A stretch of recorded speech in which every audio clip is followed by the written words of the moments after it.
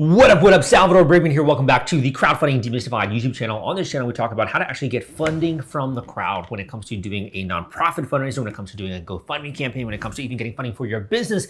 We cover it all on this channel. At the end of the day, helping you reach your full potential, helping you actually get what you deserve, right? When it comes to this life, when it comes to your success, when it comes to achieving great things. And in today's video, I actually want to share with you a little bit of a secret. So this is a GoFundMe cash generating secret I'm going to be sharing with you, and it might actually kind of boggle your mind a little bit. There's actually a couple different secrets I want to share with you in this video, but keep an open mind because what I'm going to be talking about today is extremely valuable. And if you do it correctly, you can not only smash through your goal when it comes to a GoFundMe campaign, but it's also extremely resourceful and profitable for you when it comes to any area of your life. But specifically, it's going to be talking about GoFundMe today, how to be more successful with that crowdfunding campaign, and what's coming up in just a second.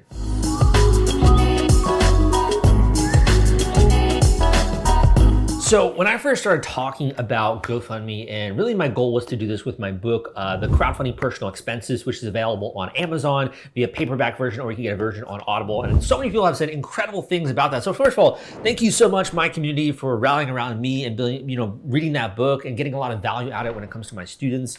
I've had people say such incredible things about that book, and I will link down below as well if you want to learn more about that. So that's kind of the foundation. That's like the bread and butter between actually being successful with a personal crowdfunding campaign. So raising money for things, for example, like education costs, volunteering costs, travel costs, medical bills and expenses, anything that's sort of in that realm of personal cause or nonprofit fundraisers and charity fundraisers as well. So what I'm going to be sharing today is not only a technique and a tip, but also a little bit of a secret that many other people are using in order to get funding on GoFundMe. I do have to have one huge, massive warning label on this, which is that sometimes the stuff that I share can also be used for the wrong purposes. So I'm trusting you to use this ethically, right? I'm trusting you to use this in a great way that's going to help a lot of people. Maybe you're raising money for a friend or you're doing it for yourself, right? You have a really legitimate need. That's why I'm sharing it about this. So let's get into it. Not every campaign is going to fit this specific archetype, but I will have other resources to help you, which I'll talk about as we go through this video.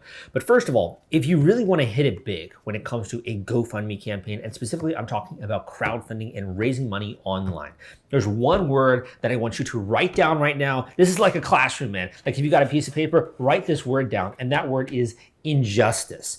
If an injustice has occurred in society, or an injustice has happened to you, or an injustice has happened in some way, this is the great foundation for a nonprofit or charity fundraising campaign. For example, let's just say that there was this massive injustice which happened. For example, maybe you had a restaurant or something like that that's been serving a loyal group of people for many, many years, and all of a sudden that restaurant was burned down by like an arson or something like that. And that was an injustice which happened, and people rallied around that restaurant owner to then raise money and funding so they could open up a new restaurant. That's an example of an injustice. And I almost use the word like citizens are willing to be so outraged and so angry that they're actually willing to step up and to help right that wrong. So the first secret I want to share with you is that if an injustice has occurred, and a legitimate one, that's a great foundation for a campaign, but you also have to be willing to communicate that injustice. And what it does is that when people actually see that and they kind of wrap their head around that this horrible thing has happened, and there's no easy way to right this wrong, they will actually step up to be the do-gooders, to be the superhero, right? To actually help, even in a small way, if that's just a $50 donation, to help right that wrong, right that injustice. For example, a massive hurricane, which is hurting families, in a certain area, or even a medical injustice of some kind. There's someone who's very young who fell ill in a certain way. When an injustice happens, people will rally around that. They'll step up if they are a citizen, and they'll actually be willing to put their money where their mouth is and help right that cause. The second secret, and this is kind of tied to the first secret, and this is actually based on a book that I wrote. This is actually more focused on nonprofits, which is nonprofit fundraising hacks. And what we did was actually went through psychological studies that showed why people actually will donate money to nonprofit organizations. And they did this really cool fMRI study where they actually put on electrodes on people, and they started to see and measure different things like your brain waves, different things like your hormones, etc. And what they found was that when someone feels the emotion of distress, which can be kind of characterized by injustice, right? When they feel distress, but they also feel empathy towards someone else, they're willing to give money. And these researchers, and I have a great video out this on YouTube, you can look this up, they were actually able to predict, would someone give money after hearing a certain type of story? And every story had that initial, it caused distress for that person, they related with that person, and there was empathy for that person, or there was a feeling of like, gosh, my mother could be this, or my friend could be this. And because of that, they were willing to step in and take action. So secret number 2 is that when a campaign creator or someone who's running a campaign on GoFundMe is able to create a feeling of empathy within a local community. For example, if they're, in some way connected with a local church, or they have friends who are, feeling empathetic, they're willing to give money and tell their other friends. If there's a feeling of empathy around this event which happened, it's virtually guaranteed that people are willing to step up and actually help right that injustice. And the more information that you can share about the person who's going through this experience and show it credibility, show credibility with photos and maybe even a video, it really helps to allow people to feel that sense of empathy as well about who it is that they're helping, versus if they're just reading a bunch of text, right? It's like really hard to have empathy. Even like the greatest writers, right? Spend so much time for you to just be able to empathize with a character, and like they're becoming best-selling writers and best-selling authors, right? So for you, the easiest way to do that is just with photography and having if you have a photo showing proof of that event, but you need to have someone feel empathy in the local community, people that are connected to them, or second or third degree connections. The more empathy you can cause, the more money you will raise.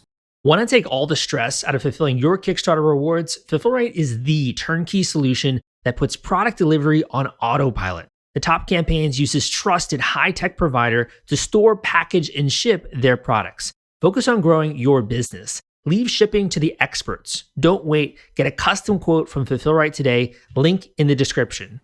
So the third secret that I want to share with you, and honestly, I kind of hesitate about sharing this because, my gosh, these are like, weapons. These are like crowdfunding weapons, if you will. And I'm opening up this war chest, and you can actually use these weapons to extremely effective ways of raising money. But there's also kind of a double-edged sword, which is that if you have nefarious purposes, it's probably not good, right, to teach about that.